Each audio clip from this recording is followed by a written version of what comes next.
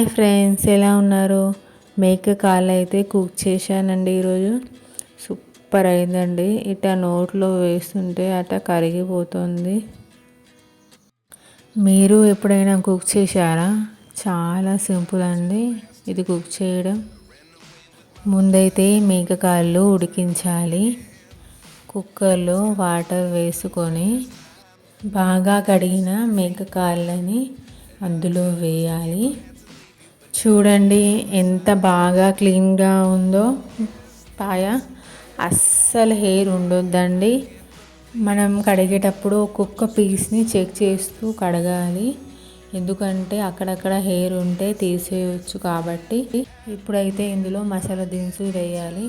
కొన్ని మిరియాలు, లవంగాలు, యాలకులు, మసాలా ఆకు, మసాలా పువ్వు వేసుకోవాలి. మటన్ పాయాని ఇలా ఒకసారి ట్రై చేయండి. చాలా అంటే చాలా బాగుంటుందండి.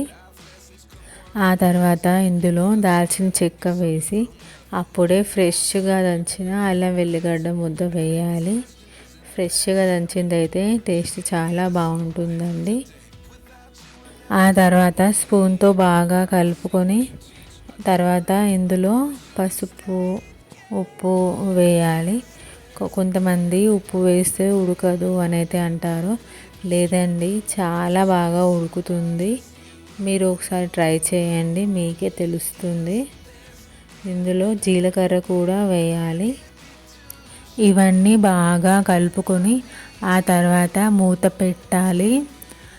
ఎప్పుడు కూడా నాన్ వెజ్ చిన్న మంటపై ఉడికిస్తే చాలా టేస్ట్ అవుతుందండి. నేనైతే చిన్న మంటపై పెట్టి ఒక ½ అవర్ అయితే ఉంచాను. చాలా బాగా కుక్ అయింది. మీరు ఒకవేళ పెద్ద మంటపై పెట్టాలంటే ఒక 10 విజిల్స్ వరకు వచ్చే వరకు చూసి తర్వాత ఫ్లేమ్ని ఆఫ్ చేయవచ్చు. మీకు వాటర్ తక్కువ అని అనిపిస్తే మళ్ళీ యాడ్ చేసుకోవచ్చు.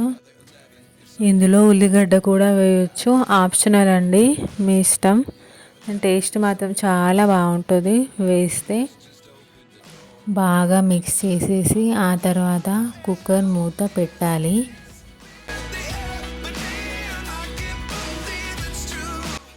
చిన్న మంటపై పెట్టి ½ అవర్ అయితే అయిందండి.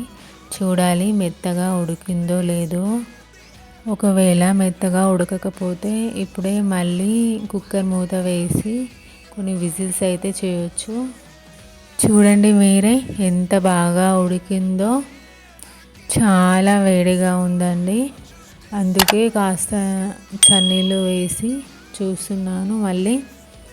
సూపర్ అండి, జ్యూసీగా బాగా ఉడికింది. ఇలా అయితే ఉడకాలి. మటన్ పాయ ఉడికాక మళ్ళీ వేరే ప్యాన్ పెట్టుకొని ఫ్రై చేసుకోవాలి. నేనైతే కుక్కర్ నుంచి వేరే బౌల్లో ట్రాన్స్ఫర్ చేసి మళ్ళీ ఇది కడిగి ఇందులోనే ఫ్రై చేస్తున్నాను. మళ్ళీ ఇందులో ఆయిల్ వేసి మసాలా దినుసులు, లవంగాలు, యాలకులు, పువ్వు వేసి ఆ తర్వాత కట్ చేసిన పచ్చిమిర్చి మరియు కట్ చేసిన ఉల్లిగడ్డ వేసి బాగా కలపాలి.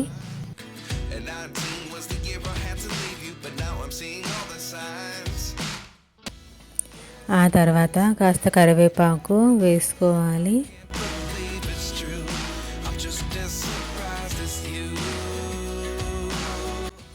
మళ్ళీ ఇందులో అల్లం వెల్లిగడ్డ ముద్ద వేసి పచ్చి వాసన పోయే వరకు బాగా ఫ్రై చేయాలి, ఒక 2 మినిట్స్ వరకు.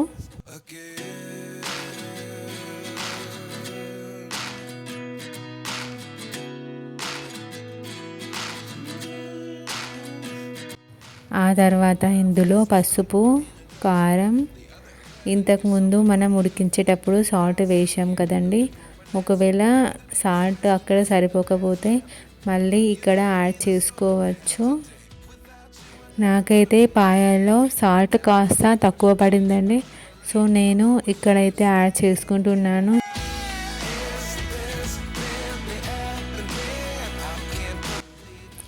ఇలా ఫ్రై చేశాక ఉడికించిన పాయాని వేయాలి.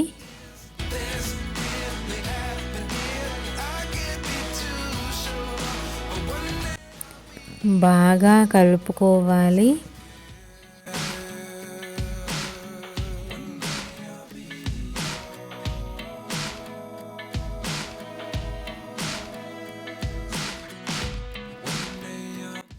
ఒక 5 మినిట్స్ వరకు ఉడికించాక కొత్తిమీర వేసి బాగా కలుపుకొని స్టవ్ అయితే ఆఫ్ చేసుకోవాలి. మటన్ పాయ టేస్ట్ అనేది మటన్ని ఉడికించడంలోనే ఉంటుందండి.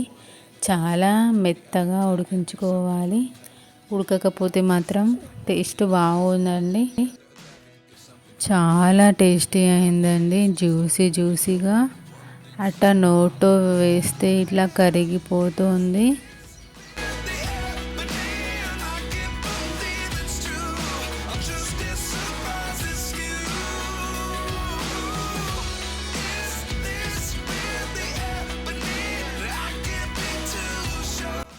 చూడండి మీరే ఎంత బాగా ఉడికిందో. మీరు కూడా ఇలాగే మెత్తగా అయ్యే వరకు ఉడికించుకోండి. Thank you for watching this video. Please like, share and subscribe our channel.